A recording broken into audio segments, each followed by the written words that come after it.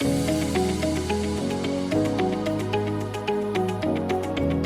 everyone, this is Betty Mtuveta, the Community of Action Facilitator for the We Lead Program Kenya, working with Center for the Study of Adolescents.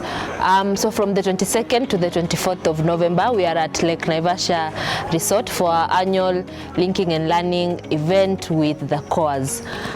Generally, we are here to link, learn and have meaningful fun.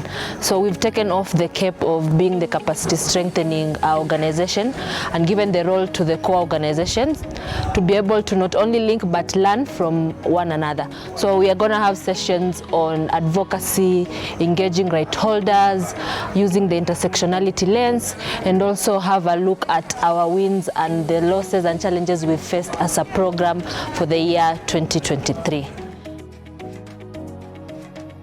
One of the fantastic things that has happened for me was having time to self-reflect and just seeing how I'm doing as far as my goals are concerned as a person. We've also had very engaging sessions with the therapists and the Women Hub that we are now working with.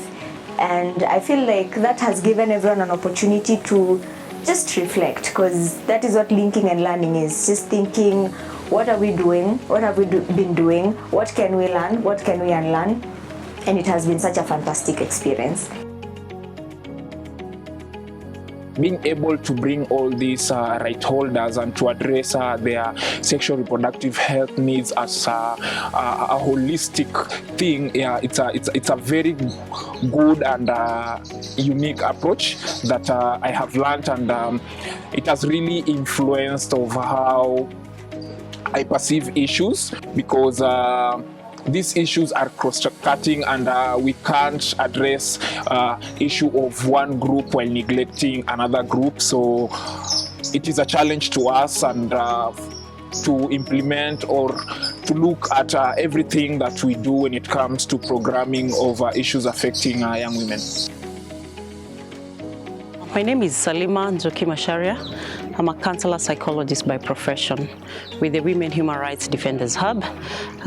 Yesterday being the 23rd of November 2023, we had an opportunity of interacting with participants drawn from Center for Study of Adolescents and their constituents, and we had an opportunity to go through the wellness session, just introducing what wellness is in their context, and just looking at how they can tap in on their available resources, opportunities to take care of themselves as they also help other people. So we talked about issues of resilience, issues of boundary setting, issues of time management, and just personal reflections on where they are currently now, what they're doing in terms of their cognitive, in terms of their behaviors, and how that can be corrected going forward. For starters, so yesterday it was just an opening session, just for them to have an understanding on how the wellness, the well-being is impacted or vice versa into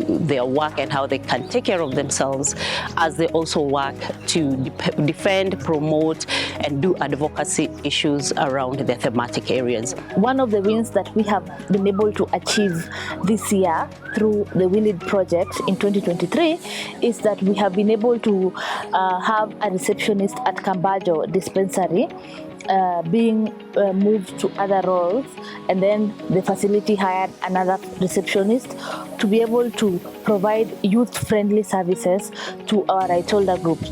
Another win that we've been able to achieve in 2023 is that we have had our right holder, one of our right holders, a young woman living with HIV, present during a panel discussion in the Right Reproductive Health Network conference and talk about challenges of young women that young women face when accessing services, with specific context to rural areas, that is in Bondo. So through the mentorships, we have been able to capacity strengthen them, empower them, and we've been able to also build their confidence to be able to stand and voice out their concerns. Another win that we have had this year is that we have over the time helped shape or change behavior of community persons around our right holder groups' sexual reproductive health. One of the challenges that we have had this year is that, you know, we had our elections in 2022, so we have had change in offices in different departments in the county. So the shifting, the change of office in different duty bearers' offices has posed a challenge, because now we are going to begin from, you know, introduction to what we are doing, etc., etc., and that is at duty bearers level. Another challenge that we have had, especially in Siaya County, is when it comes to also service provision, is that we have frequent commodity stockouts. So commodities such as family planning commodities. So we've been able to have community dialogues where we have community gatekeepers sitting and meeting and actually starting to prioritize sexual reproductive health and rights for young women with disability, young women living with HIV, and young women who identify as LGBTI. My name is Gloria Mairura Bituto. I work with a refugee-led organization based in Kakuma Refugee Camp, Turkana County, called Resilience Action International. We are implementing the We Lead project in Turkana County. And I can say in 2023, the challenge that we've faced is around the Refugee Act that has been passed. The law is a bit vague and general, and it has proven a lot of challenge when it comes to, you know, the loopholes to protect young women and girls in this project. But I can say that, you know, with every challenge has a win, and the win that we've had this year is that we have reached over 2,000 young girls and young adolescent girls and women in Kakuma Refugee Camp, teaching them about their sexual reproductive health rights and also turning them into advocates and champions for their rights within the camp and even outside. So we thank you so much for this opportunity, and we hope to even amplify our reach and our change. I'm Victor Nonyango Tieno, the director of Inoka Success Youth Organization.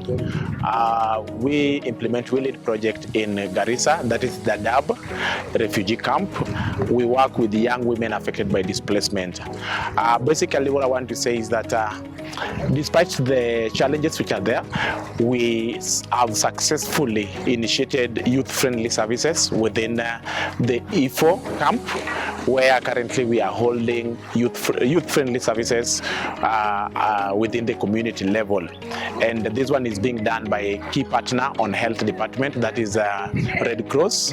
And so that's a mileage for us because it's something that wasn't there, but currently it is there. We have been able to build a relationship with the management of the camp.